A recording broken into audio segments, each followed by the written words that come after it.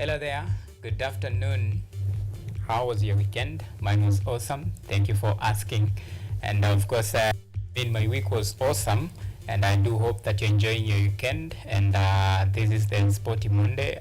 On the sports show, we have a lot and more lined up for you this particular Saturday in regard to a lot of sporting activities going on in the country and, of course, around the globe. And a very hot topic right now is about two things.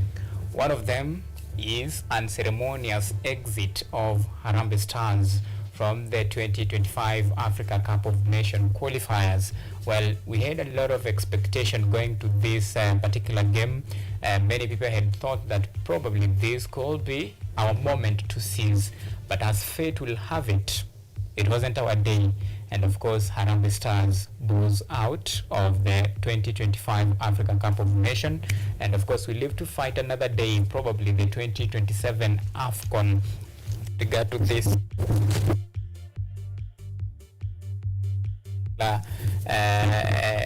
competition, and hopefully now that Kenya and of course Tanzania and Uganda will be hosting the 2027 Africa Cup of Nations, probably we might have the chance to showcase what we can offer.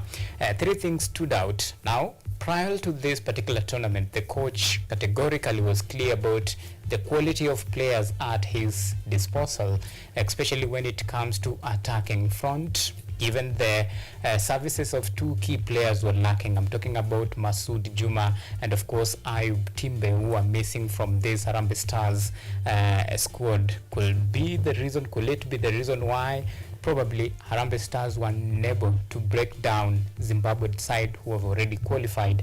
And of course that is something that will be coming on into it later on to give you an in-depth analysis of what transpired in South Africa, and if really we had a chance to actually at least squeeze this particular ticket and showcase our abilities and of course our prowess as far as football is concerned in the continental stage. But that is a discussion that we'll be bringing to you later on.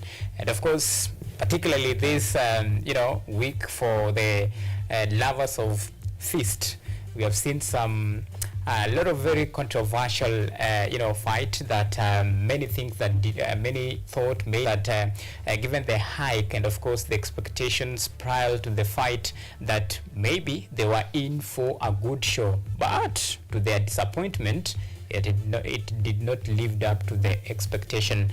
And of course this is just a talk, it's not something that is really confirmed, but there might be disciplinary action between these two fighters, a suspension in that regard. But if this is just the talk in town, should it be made official? There were talks that watu wanapigana but hata hatuoni mtu akiumia, kunaendaje. So that was the talk. And do you think maybe this fight lived up to your expectation? And maybe we can take a look at that particular clip for a while and maybe utusaidie kujudge. Do you think it was a fair one? Do you think it was just meant for views and of course to influence or sell certain agenda or narrative in that regard? Just help us with this, and of course even as we'll be diving a little bit later on into this particular fight, and just try to bring you up to speed and give you some intrigues in this particular fight and how it all boiled down. But let's just take that a moment and watch this and help us to analyze this.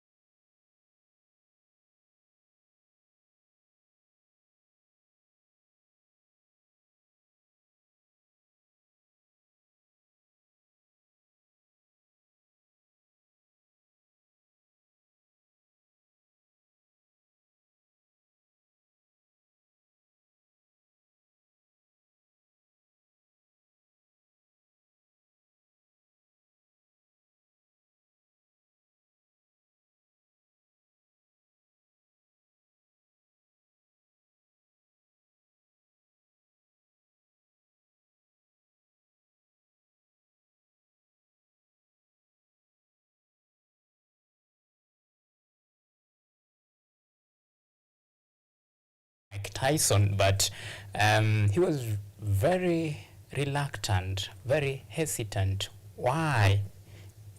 Now, that probably some of the the gaps that people are really reading out of this boxing or rather out of this fight, and they thought that okay, so it's not the real fight, because kama ni real fight ungemkona umpatie ma left ma right alafu knock down ushinde, but alikuwa anamguza kidogo, anasema oh king. After the fight anabomba, anasema this is the legend. Well, that is the reason why maybe kuna hiyo ish kidogo, watu wanasema walitucheza, kumbe watu wanatafuta views maybe. So what do you think? Anyway, so keep talking to us on all of our social media platform. Remember, you're coming to you live on YouTube at KUTV, at KUTV Kenya. You can tweet us on X at KUTV_Kenya. And also you can tag me along at Auma Events. Remember to use the hashtag on the spot. And of course, we'll be sure to sample all of your feedback during and at the tail end of our show today. That and many more will be coming to you in our subsequent sports review, of course, with my able panelist. But before that, we have some stories that we have highlighted for you that will be forming the basis, or rather the background of our show today. So it's about time I take you through those stories, just to bring you up to speed with what to expect, even as we unfold with the rest of the lineup that we have for you today.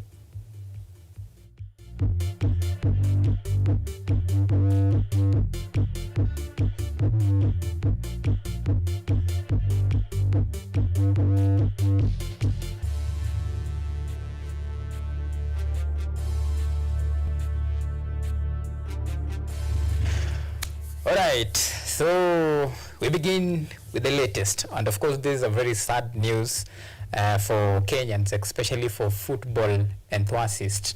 Now, the national men's football team, Harambee Stars' hope of qualifying for the 2025 Africa Cup of Nations is up in the smoke after settling for a 1-1 draw away to Zimbabwe on Friday. The result deemed Engine Firat-led charge as they sit third in the table with 5 points behind Group J leaders Cameroon and 4 points against second place Zimbabwe, whom have both booked a place in the 2025 AFCON. Harambee Stars will next play Namibia on 19th of November this year in a dead rubber game.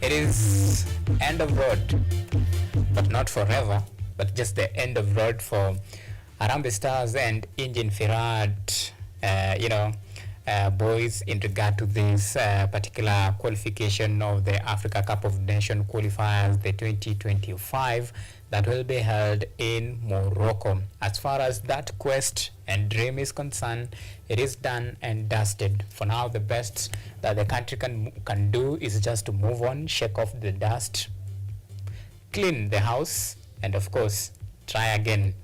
That is, try your luck next time. That is 2027, if indeed Kenya and of course Uganda and Tanzania will have that opportunity to host the 2027 Africa Cup of Nations. Maybe then we'll have that at least chance to take part in this continental prestigious tournament and showcase our qualities and the caliber of players, given even the the magnitude of expectations from Kenyans, and even infrastructure, because we are building, we are constructing. We have Talanta Hela there, we have the Nyayo National Stadium, and of course Kasarani. These are just some of the stadiums that will be used if Kenya will be given a nod to to host this, the 2027 Africa Cup of Nations. Not a nod really, but a go ahead as far as infrastructure is concerned. And that is a discussion that if we start right now, then probably we might poke some holes into these existing areas, and of course the inadequate areas that we need to iron out and improved. But let's move on and rather some matters related to football. Now, the Football Kenya Federation Electoral Board will carry out rescheduled FKF county election of new officials in Nyandarua County this Saturday after the candidates contesting for chairmanship and executive secretary positions tied on votes during the county elections held on November 14th, 2024 at Ol Kalou NGCDF Hall. Ruben, Kai, and Joseph Totho are eyeing chairmanship, or rather who are eyeing chairmanship tied on 10 votes each, while Waweru, Rugui, and Charles Kabiru seeking executive secretary position garnered 11 votes each. Kwa majina naitwa Jesse Keiro, TM Ngaro FC, na leo tumekuwa hapa Ol Kalou CDF Hall kufanya uchaguzi ya FKF chairman branch ya Nyandarua yenye haikumalizika, lakini sio kwa ubaya, wametai 11-11, so tukaambiwa tutarudi hapa on Saturday ndio tumalizie uchaguzi, tuone kama kutapatikana mshindi. Kenye naweza omba ni waaniaji wa kiti ya chairman na hiyo ofisi, kitu yenye tunaweza waomba sana, mwenye atachaguliwa awe na goodwill ya mpira ya Nyandarua, sababu tuko na challenges mingi sana hapa grassroots football. Tujaribu hata kama wanaweza tuvutia sponsor moja ama wawili waweza kusponsor hiyo digi, hata kama ni kulipa ref, na tunaweza shukuru sana. Alright, so that's a clerical call from delegates who have very high expectations in regard to the rescheduled FKF election in Nyandarua County. Their aim, and of course their plea, is just one: to make sure that those who will be taking over the mantle of spearheading the FKF county football affairs will have the goodwill of nurturing the young talent and of course focusing on the grassroots football level. That is their expectation even as they head for this repeat FKF county elections in Nyandarua County. And of course we wish them all the best and may their wishes see the light of the day. Anyway, now Sports Cabinet Secretary Kipchumba Murkomen has lauded the Kenya women's amputee football team for their exemplary performance at just concluded World Cup in Colombia. The Abdallah Otieno-led charge stand strong opponents, defeating England 1-0, Peru 2-0, and Ukraine to book a spot in the quarter-finals and the semi-finals before falling to Poland in their quarters and, of course, the host nation Colombia in the semi-finals.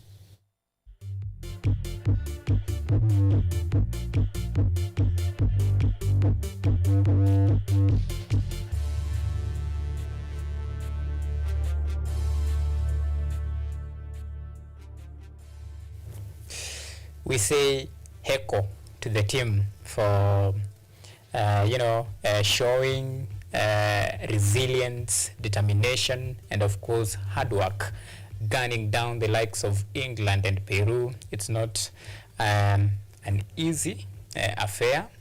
It calls for a lot of determination and hard work, and that proves that the future looks bright for the Kenya women. To some golf matters. Now, the penultimate round of the KCB East Africa Golf Tour is set to bring together 250 top amateur golfers at Ruiru Sports Club this weekend. The Spa 72 event is part of 11-month-long series spanning 20 counties in Kenya and 4 East African countries that include Rwanda, Burundi, Tanzania, and Uganda. The tour will culminate in a grand finale on December 6th at Sigona Golf Club. Alongside the competition, KUTV will host a junior golf clinic on Sunday, November 17th, and lead a tree planting initiative to reinforce its commitment to environmental conservation.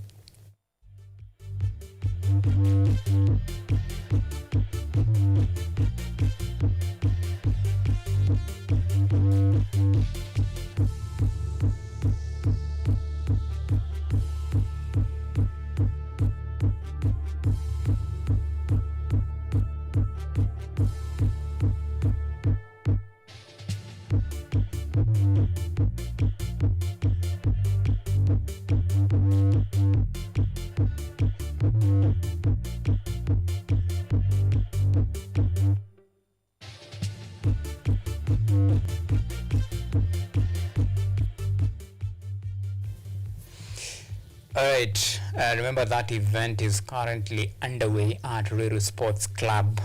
Now, let's switch gears to some other stories. Kenyan marathon sensation Ruth Chepngetich has been named the LG Sports Journalists Association of Kenya Sports Personality of the Month for October 2024, following her remarkable victory at the 46th Chicago Marathon on October 13th. Chepngetich rather made history by clocking a time of 2 hours, 9 minutes and 56 seconds, breaking the previous record held by Ethiopia's Tigist Asifa and setting a new benchmark in women's marathon racing. Her outstanding performance in Chicago saw her win the converted sperm for the third time after April 2021 and 2022, that is in March.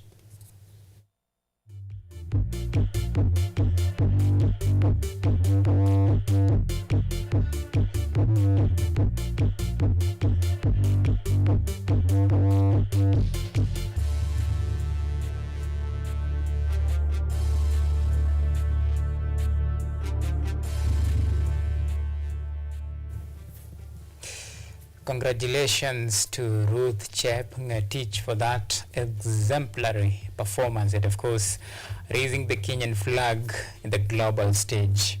We wish her all the best in her future endeavors. Now let's switch gears to some continental action.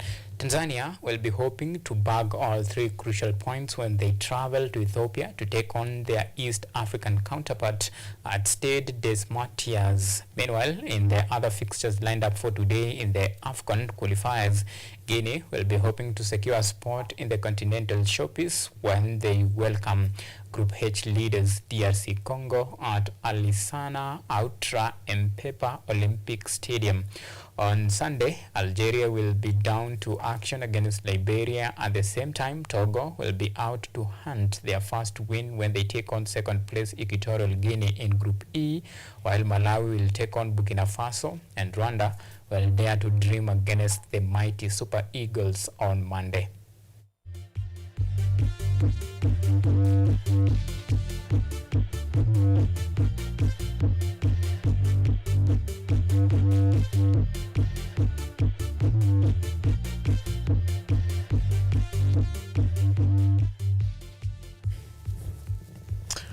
Now, from the African affairs, let's switch gears to European affairs, and that is in regard to the UEFA Nations League, where we have a couple of matches lined up for today, the Saturday, and of course tomorrow on Sunday, and of course in subsequent midweek fixtures. Now, Turkey is set to battle it out for glory against Wales in the UEFA Nations League this Saturday. In other fixtures lined up for today, Sweden will be down to action against Slovakia, while Netherlands will rub shoulders against Hungary. At the same time, Germany will welcome Bosnia and Herzegovina at Europa Stadium, among other fixtures lined up for this weekend.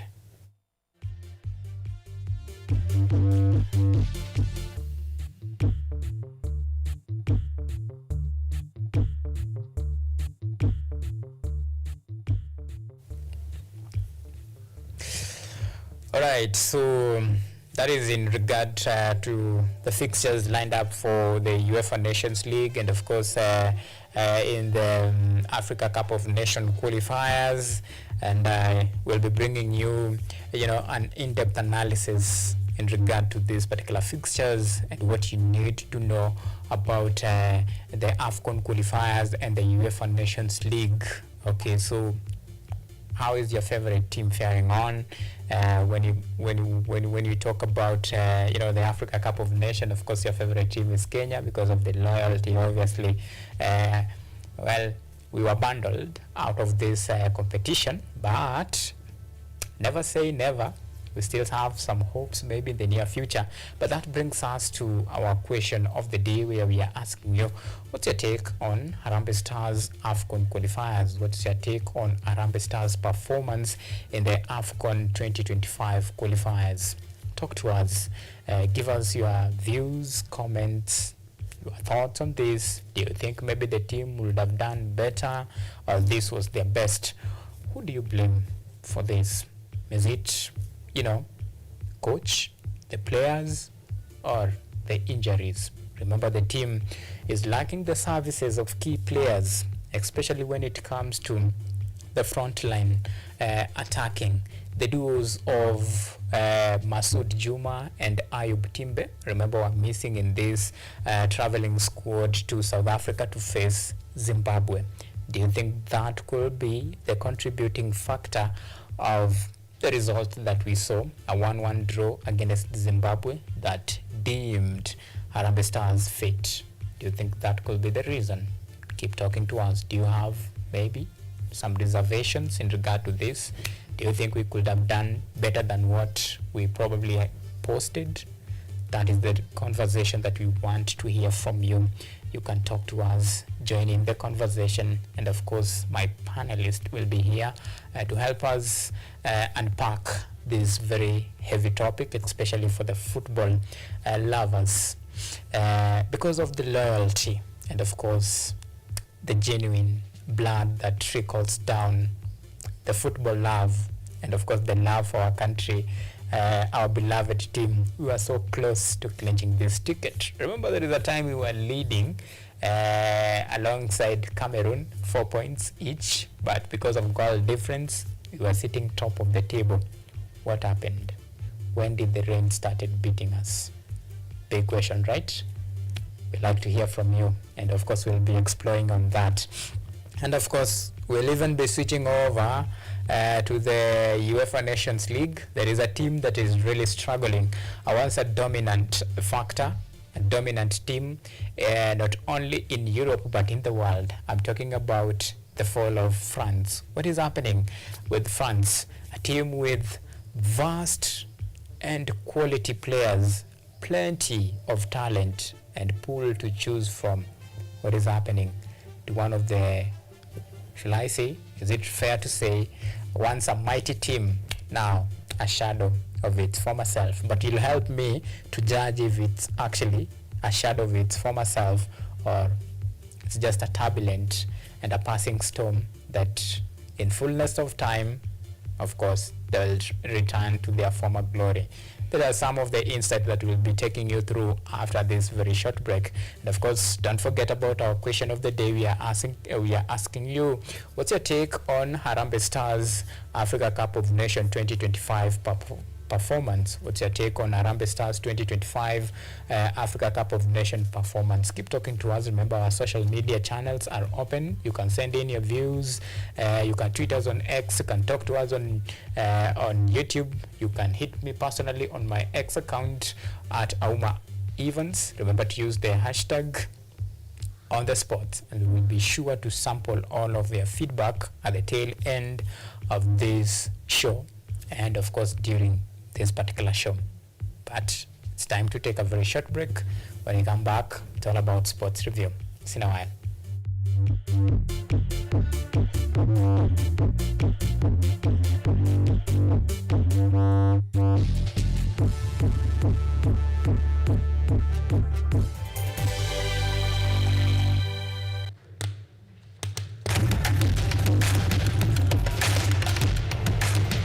Access to knowledge,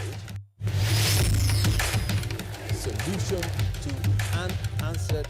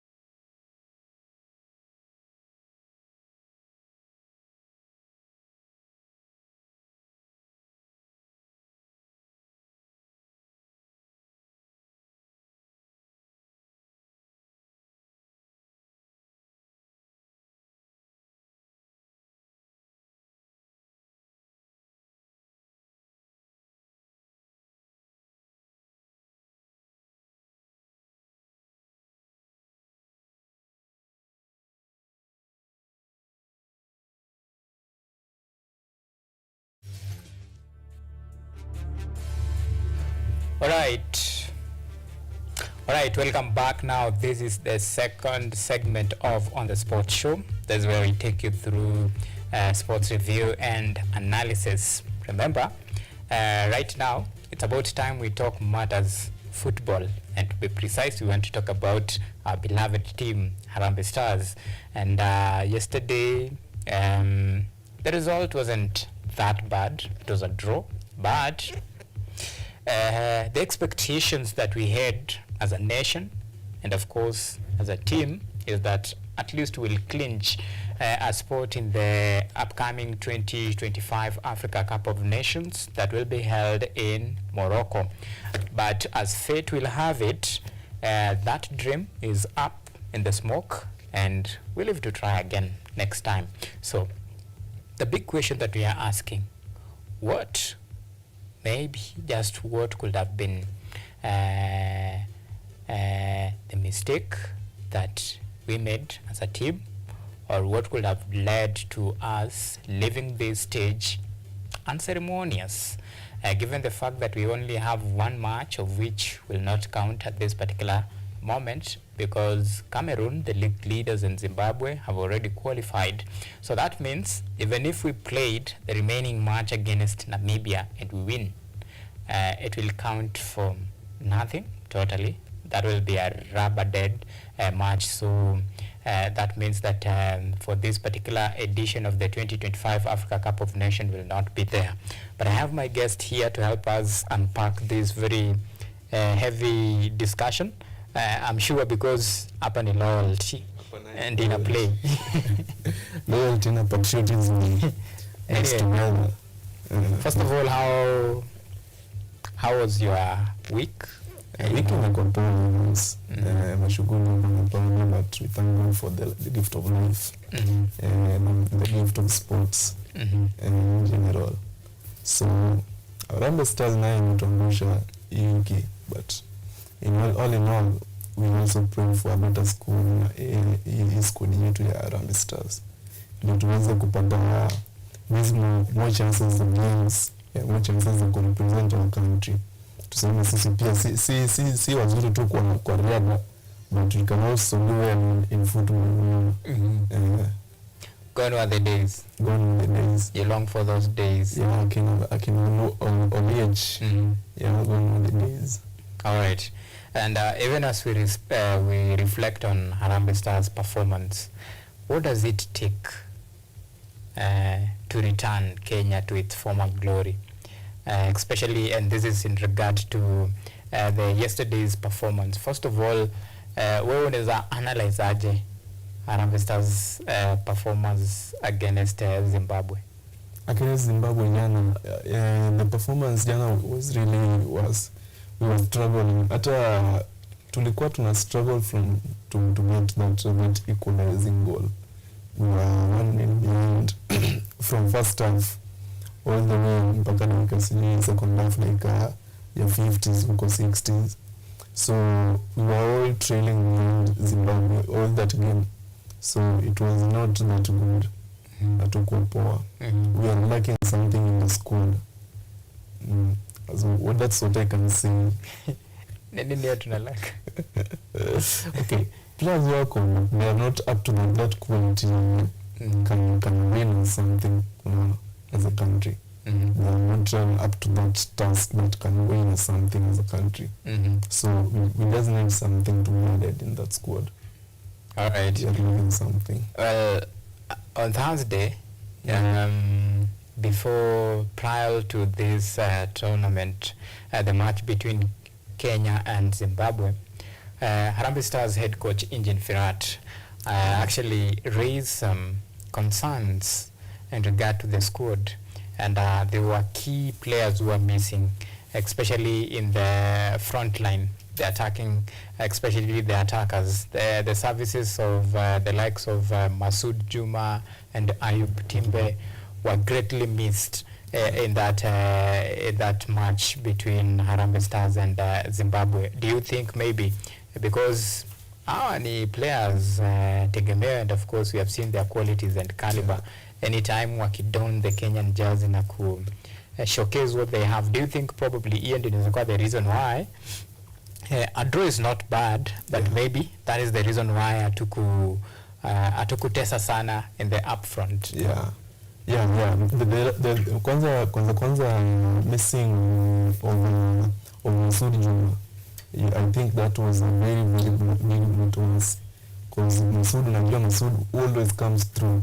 There past games tukianza from the friendlies tulicheza na Qatar all the way mpaka saizi, he has been putting on the numbers every time, scoring for us.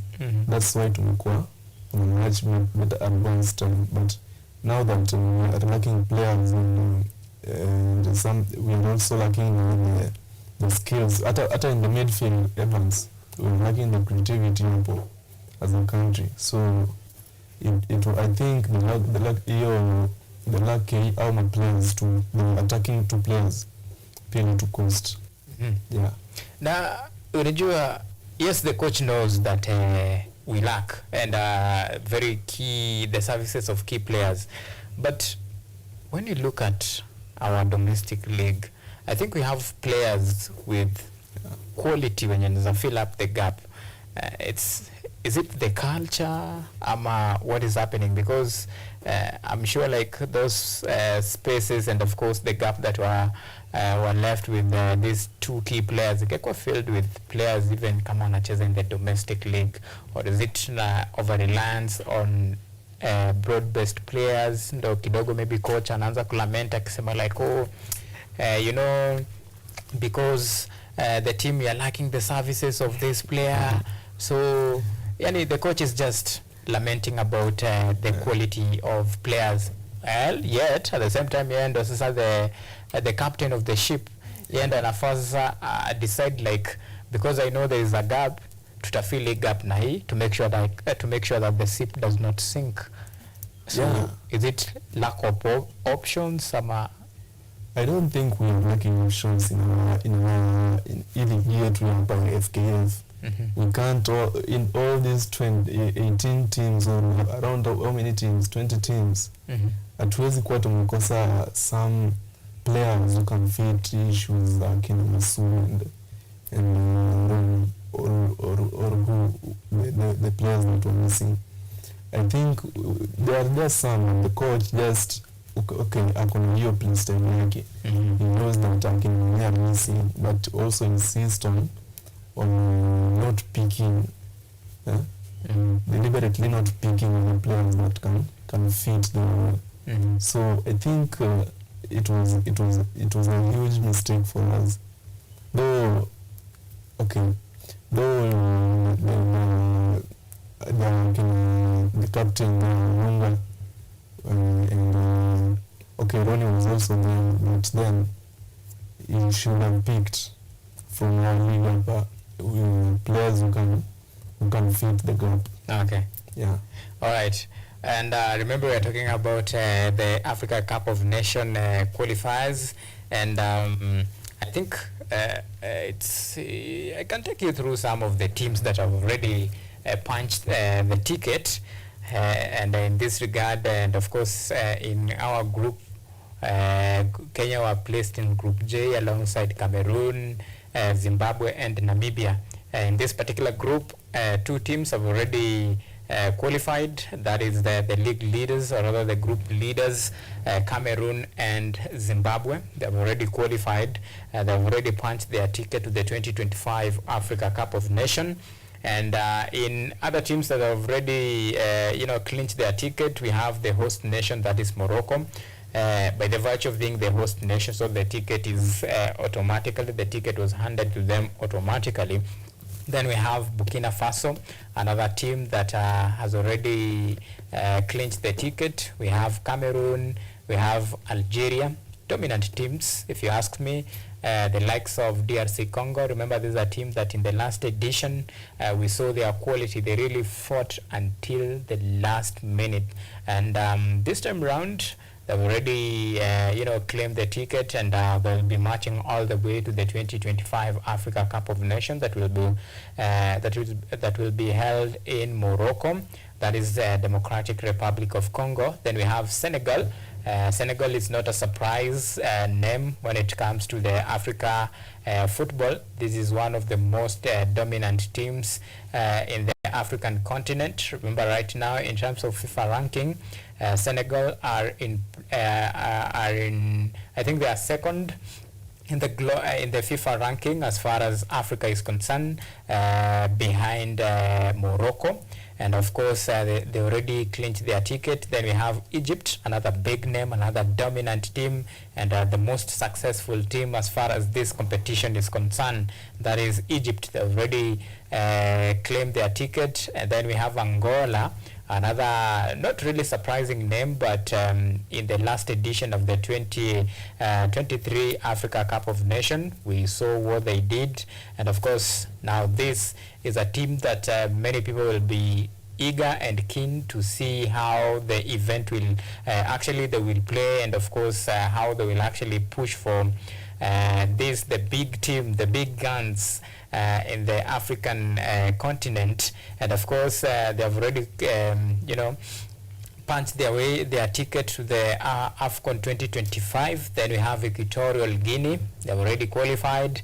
Another team that have qualified is the defending champions, KUTV, or if you prefer in that particular tournament. But this time round, a team that we are sure has already in that particular tournament. But this time round, a team that we are sure has already clinched ticket is Uganda. We are still waiting to see how the event will pan out between Ethiopia and Tanzania. Will be taking on each other today. Then we have another team that has already qualified is South Africa. Then we have Gabon, Tunisia, we have Nigeria, Zimbabwe, Mali, Zimbabwe, and of course Comoros. Well, isn't the teams that shall qualify for Africa Cup of Nations? Well, the surprise team, the surprise name in these teams in already shall clinch early ticket. Team gani imeku-surprise most? Team ni surprise ni Comoros.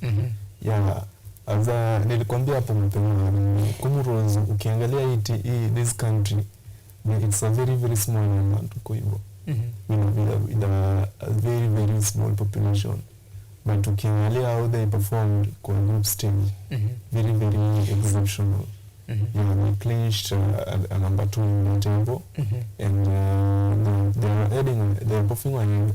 So Comoros was a surprise. And then another team that surprised me, a big giant that failed is Ghana. Ghana pia wame struggle sana beside having that quality in the squad. Ukiangalia they have kina Ayu, they have kina Thomas Partey, kina Kudus, wale big names huko England. But then unapata they're still struggling, though they have that campaign window for qualifying in the last one, the one last match. That's yeah. All right. And Uganda will be making a return. Same case with Gabon. Is it a surprise for you, or obviously this is a team that is performing? Uganda, you can't just write out Uganda. So they haven't surprised me at all. Yeah, because I expected that from them.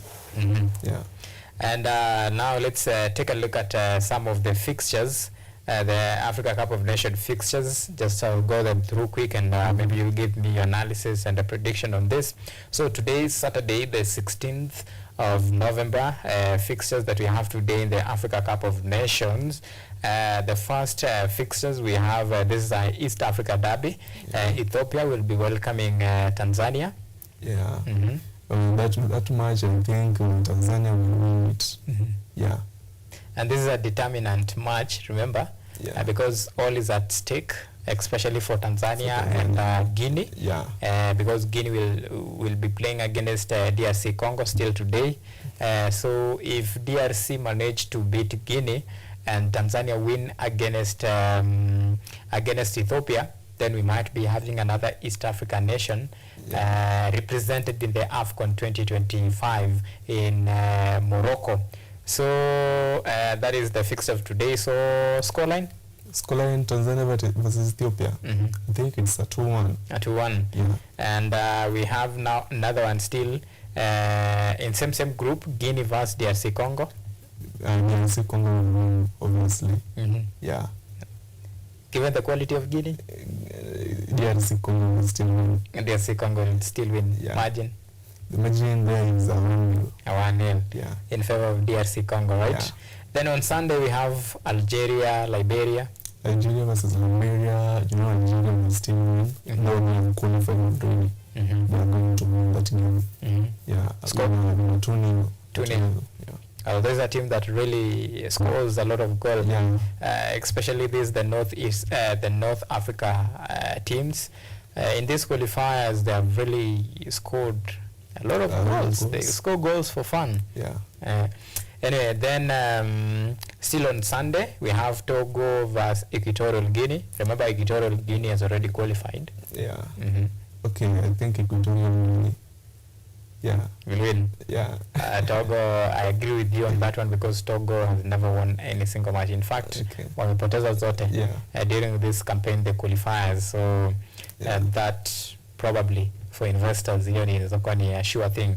Then on Monday, we have a lot of fixtures lined up for Monday.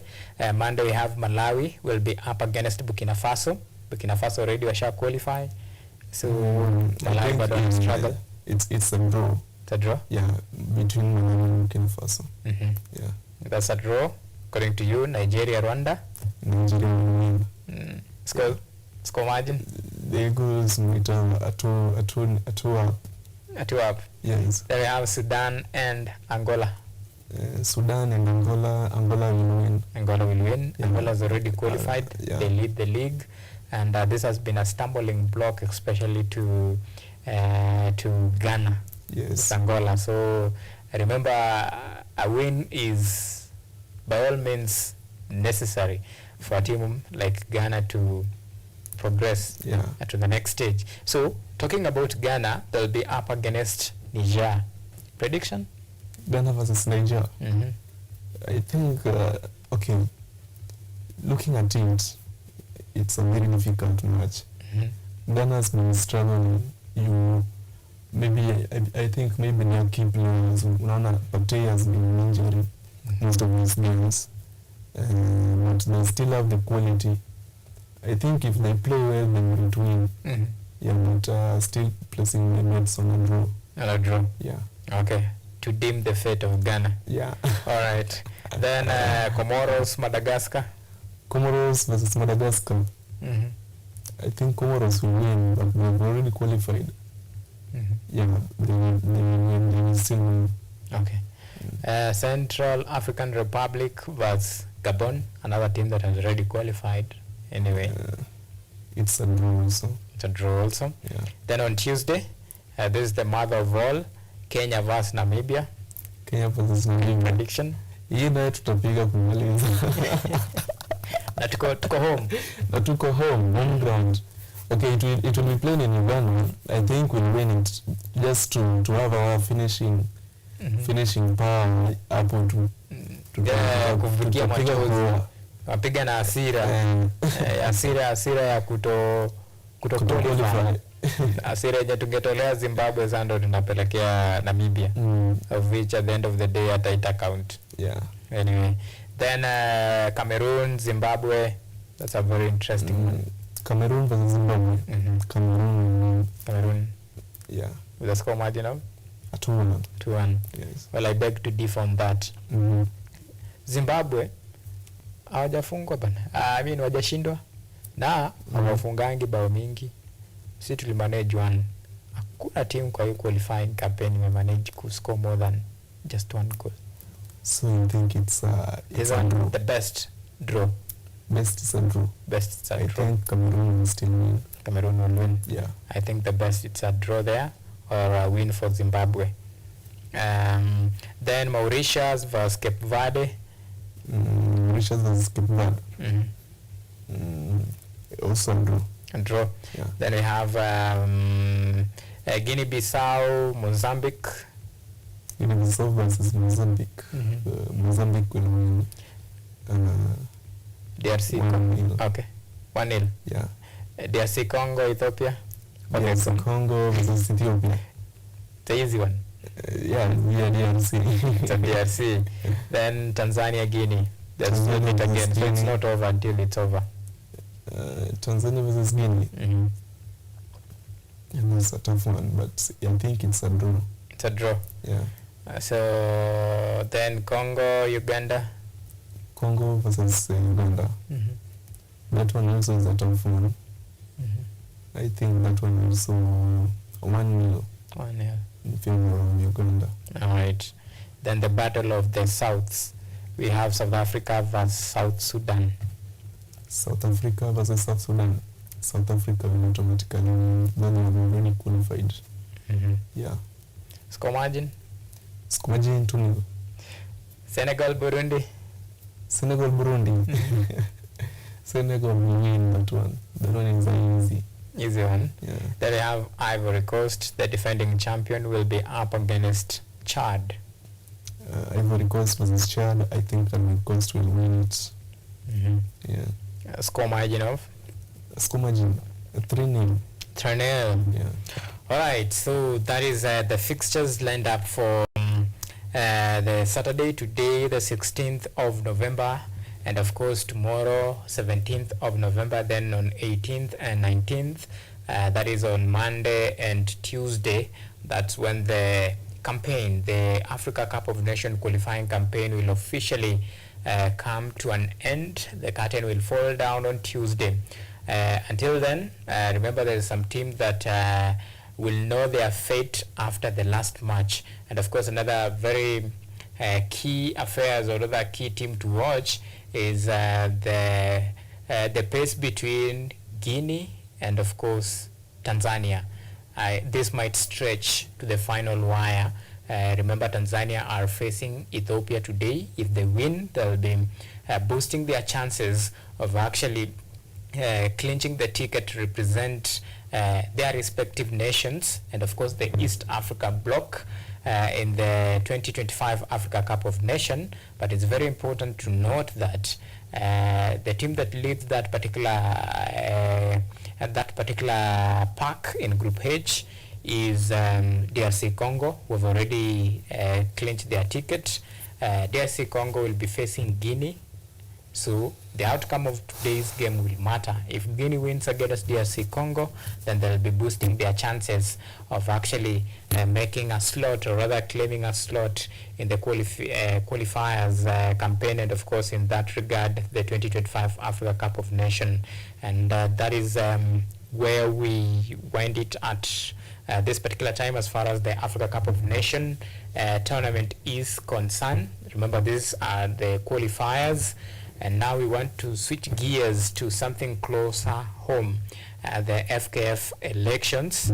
And remember, this is the county elections where the delegates were electing the chairpersons, the secretaries, and of course the county leadership. That exercise concluded on Thursday, but we do remember we still have at least 2 counties that will be having the elections. Nyandaro will be having the elections today. Currently today, the process is ongoing, and of course they will be electing chairperson and secretary. That is the secretary general, or if you prefer the executive secretary, that will be in charge of the county affairs as far as the FKF football, the local football is concerned. So those, and in Vihiga County still will be having an election there. So those are the key areas that we had a rerun because candidates actually tied on point. So it was very difficult to decide who really won. So that a date with destiny awaits some of the teams in today's re-election. And of course, in regard to that, let me just bring you up to speed with what you need to know about the FKF elections. Well, remember, the county elections now paved the way for the national election, and it works like a coalition where each formation fronts their team. Like in this case, the 2 leading formation, we have the Team Blue and of course Team Fresh. So Team Blue is led by Doris Petra. She is the FKF, the outgoing FKF vice chair, who is now running for FKF president alongside Nick Mwendwa as his the vice president. So then the other team is Team Fresh, led by the Extreme Sports CEO Hussein Mohammed, alongside McDonald Mariga, is the former Harambee Stars international player. And of course, now these are the two leading fronts. Out of this, there is one team that currently, or rather formation that is currently claiming dominance. Out of, they claim that in this recently concluded FKF elections, they have garnered at least 29 seats in the county elections. They have won in Mombasa, Kilifi, Bungoma, we have Embu, just name it, 21. Then Team Fresh has 14. 14, they have won in 14 counties. So why is this process very important? It is important because if the delegates that you fronted, that you believe supports your formation, if they win their respective seats, then you can imagine. So that translates to, you know, the votes. So when you go to the national election, because it will be voted, the 48 delegates will be part of the around 98 delegates who will be voting for the presidential election. So this is where it gets very interesting and very important. So as things stands, it seems farasi ni wawili. A faction led by Doris Petra and another faction led by Hussein Mohammed. So at least I want to come out clean, could celebrate. Of course, could celebrate the victory, celebrating their respective chairman, and of course how they are fared on in these county elections. So that is just the insight and the intrigue, just to keep you up to speed with what you need to know, and who you fancy, or rather who probably might be the next president of the Football Kenya Federation. Well, this is a very tight and very close race. Consider the quality of now the main candidates wenye sahi tunaona ni kama wao ndo wanaonekana ni kama kidogo wako na makali ya either president anaweza toka kwa team Fresh ama team Blue as things stands right now. So this time around probably wewe unaona nani unafancy chances ya nani ku win this FKF presidential seat, because ndo watu wanangoja sana. I think your Team Petra, Team Blue, I think that the favorites to win it. In most sub-elections, these are the county sub-elections. Utapata ni most of the team members know when we win. So the majority, you know, the majority rules. Yeah. So the Team Blue are much more favorites. All right. To me. Okay. Yeah. And are you not worried? Because I mean, this will be just a recycle, recycle, because the pair actually see one of them in president, the other one in vice, and so inaenda vice versa. The vice president and a vie for president, then the president as vice. So kumaanisha kama kulikuwa na atrocities and evils committed, it continues. And ku recycle too. I think maybe hiyo ni another area yenye maybe this time kumekuwa na fresh start, a fresh change. It's only about our football hands, but it is what it is. They are going to win it, but it's going to be a continuous recycle of events. Tumekuwa tukiona. Yeah. Okay. And maybe the expectation going forward, maybe this time around, because tuko na underlying factors. One of them that imekuwa kwa the lips of many aspirants will improve the league. Our local league will improve. Tunaona our local leagues penye iko and the national team pia we can see their struggles ni same too. So maybe this time round ingekuwa like with a new leadership, probably now tungeona a paradigm shift at the beginning of a new dawn, like for someone else. Although for this time round it's too early to call who might win, but going by the trajectory, tunasema like now the leading contenders in this particular race as things stands ni 2 people, but do you think wako na the ability to deliver on the promises and bring the change yenye wamekuwa wakisema like this time round if you take we'll focus on this to do this and this? Do you think maybe it's something yenye inaweza happen? I don't think there is that ability for much to happen, because you know the ideals of the previous president is just invested in his deputy. So when we elect the deputy, the current president becomes also the new deputy. So the idea still recycles in the same circle. So I don't think there will be much change if they get elected in maybe if we focus on league or any on our national teams or the junior teams. I don't think there will be much change. Okay. Yeah, it will be the same story. Hapa tutabadilisha, tutafanya, tutatenga, tumeweka, tumetenga. It will be the same story. I don't think there will be leadership members or what they have in store for us. I think the French team could have done it maybe. And it's very important that we speak in present tense, because it's not over. It's not over. Actually, it has not begun. So maybe you never know between now and of course November 7th. What will happen? Probably by then I will be having this discussion about now what next. They have really elaborated their manifesto, what they will do to improve the affairs of football in the country, starting from the grassroots level to the local teams, to the local leagues, all the way to the national team. So it's something that it's very interesting, and I will be very eager to see who actually clinched these tickets. Is it Petra Mwendwa or Hussein Mariga or Barry Otieno or even Cleophas Shimanyula?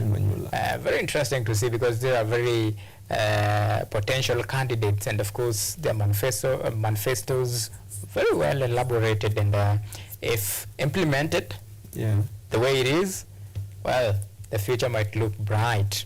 Anyway, so that is as far as the FKF elections is concerned, and remember, it's something that we are following closely. We have 2 re-elections, and of course we'll be bringing you up to speed with what is happening, who has clinched that particular, the chairmanship ticket, or rather seat in Nyandarua, and of course the executive secretary seat in Vihiga, and of course in Nyandarua County. So it's something that we're following closely, and of course we'll be bringing you up to date with the latest as far as those 2 counties are concerned. Now let's switch gears to some international action. Well, the UEFA Nations League. In UEFA Nations League, we have a couple of fixtures lined up for today. But before when we talk about the fixtures, we had a very interesting match between Belgium, Italy, another sleeping giant. We had France pia kidogo sijui kunaenda aje. So what happened? Because in 2018 FIFA rankings, well, France was number 1. Belgium was number 2. Right now, si tuko mbali. Wako somewhere, wako top 5. But what is happening to these 2 teams, France and Belgium? Shida inaweza kuwa iko wapi? Nikianzia Belgium, ndio shida sasa inakuwa na integrity ya squad. Like kuna old players when kuna say to the more than the junior players. Now kuna the junior players, they have a very much promising squad, but I don't know there's not kuna kitu issue in the dressing room. Tukiangalia from the goalkeeper na captain, hakuna not much in between them. I think last time there's something that erupted in the dressing room, but I don't know the details yet. Ukiangalia kina also constant injuries, Coutinho also on injury. Maybe tukiangalia tena hapo kwa defense they have akina Montangen who are also missing in action, but on that attack kuna kina Doku na kina Trossard are also there, but they just lack it. The squad is not it's not working.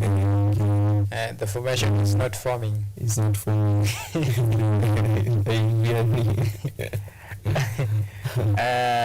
That is the similar fate in a face France.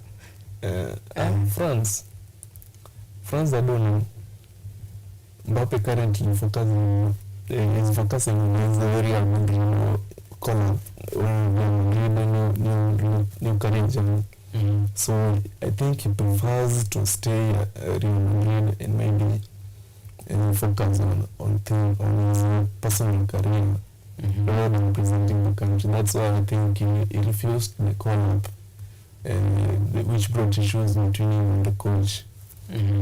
Some other players also can wamelegeza tu. I think wamelegeza tu. Wamelala. Now France, their last game they played against Israel, wakatoka draw. So tomorrow they will be playing against Italy. So let me just take you through some of the fixtures. Ujue who stands where. Then we have the Azerbaijan will be up against Estonia. Let me go through them, then it'll give me a prediction. Azerbaijan against Estonia. Then we have Georgia versus Ukraine. We have Andorra versus Moldova. Montenegro versus Ireland. Then we have Albania will be up against Czech Republic. We have Turkey will be playing host to Wales. Then Sweden against Slovakia. Then Netherlands will be at home against Hungary. Then Germany will be up against Bosnia and Herzegovina. Well, that is the Saturday fixture. So in this Saturday fixture, very key highlight hapa tuko na the likes of not really big match, but Turkey Wales, under something to draw attention. Turkey versus Wales. Turkey will win. Yeah, it's not all done. Turkey will win. We win. Imagine, yeah. Hapo watapiga Wales 3-0. 3-0. Then Germany, I think wamekuwa na very impressive run of games kwa hii UEFA Nations League. I don't think whether lose any game, and they'll be up against Bosnia, a team that sits bottom of that particular team, that particular group. So prediction yako? Predictions is German win. Then another very interesting one is Netherlands versus Hungary. Yeah, Netherlands versus Hungary. It's a 2-1. It's a 2-1. Netherlands to win. Yeah. So let's switch gears. On Sunday, we have Latvia will be up against Armenia. Then we have North Macedonia versus Faroe Island. Then we have Austria against Slovenia. Finland against Greece. Then Norway against Kazakhstan. Then we have England, Ireland. Then France versus Italy. Then Israel versus Belgium. France, Italy. France will win. Yeah. Score. It can't be a clean sheet. 3-2. 3-2. Yeah. France, Italy. Yeah. Wow. That's a tricky one. Yeah, it's a tricky one. It's a tricky one because I don't see. You don't see? I don't see France because Italy actually wameamka. Hii team ni mbaya sana sahi. So for France, I'm afraid their struggles maybe itaendelea, at least for this game itaendelea, so I don't see them beating Italy. Same case, I'm not sure about even Belgium winning against Israel. I think the best they can go is a draw on that one. So Belgium versus Israel, prediction yako? Because you're in a very interesting match also. It's a draw. It's a draw. Yeah. Yeah, hapo nao umekubali. Hapo it's a draw. Belgium France will win against Italy. But Belgium versus is a draw. England versus Ireland. England versus Ireland. You know, this one is a derby, but England will still win. Yeah, being that most of the players have withdrawn from the squad, though, but they will still win. They still have that squad depth, and having Tuchel also as a manager, also wants to put something for his first international call-ups. Yeah, I think he will win the game. Of course, his first assignment, aliandikisha very strong statement with the squad rotation, but still managed to win 3-0. So today, I mean, inaka on Sunday, inaka very, if you compare the quality of these two nations, England and of course Ireland, you can tell that one is a very, a rich nation when it comes to football, and it has one of the best leagues in the world. It have very quality players. Adi coach anaweza kuwa na headache ya choose the first 11 because the pool yenye ako nayo at his disposal ni plenty, and this brings a lot of confusion. Now akona a lot of time now, and even players to rotate and try to see what will work and what will not work. So for me, I think this is a very it's a new dawn for England, a new beginning, given the quality of coach wako nayo. So I really fancy England win for tomorrow. Okay, so even as we wind up, let me just give you maybe 1 minute for your closing remark. You can tell us something bana, kama Mkenya unaona soka yetu mambo vipi? As a Kenyan, we just keep living. Yeah, you love, thank God for life. Take life when kuja. Yeah, and then things said. As that's what I can say. That's for now. Yeah. Anyway, well, as a loyal Kenyan fan, Harambee Stars football fan, for me, like daima dawamu ni Harambee Stars, kufa kupona Harambee Stars, liwe liwalo Harambee Stars, ipo siku mambo itakuwa fiti, tutasmile tena, na maybe hiyo siku day 2027, you never know. AFCON is coming home, na it is home where our story begins. Well, they say charity begins at home, right? Yeah. Maybe success itaanza home 2027. So watch out the place. Yetu 2027 yetu. Gini wasekao. Hii ni yetu. Anyway, so that is a fair note to end the show. Many thanks for you men and women behind the scene, and of course for you, our esteemed viewers, for always keeping us a company in the last 1 hour and 30 minutes or so. It has been a pleasure having you, keeping us this company, having this great discussion, because the show is all about you. Without you, there is no the show. So we'd like to wish you a very amazing weekend. Enjoy yourself. Don't worry, better days are coming. And support Harambee Stars. Bye-bye for now.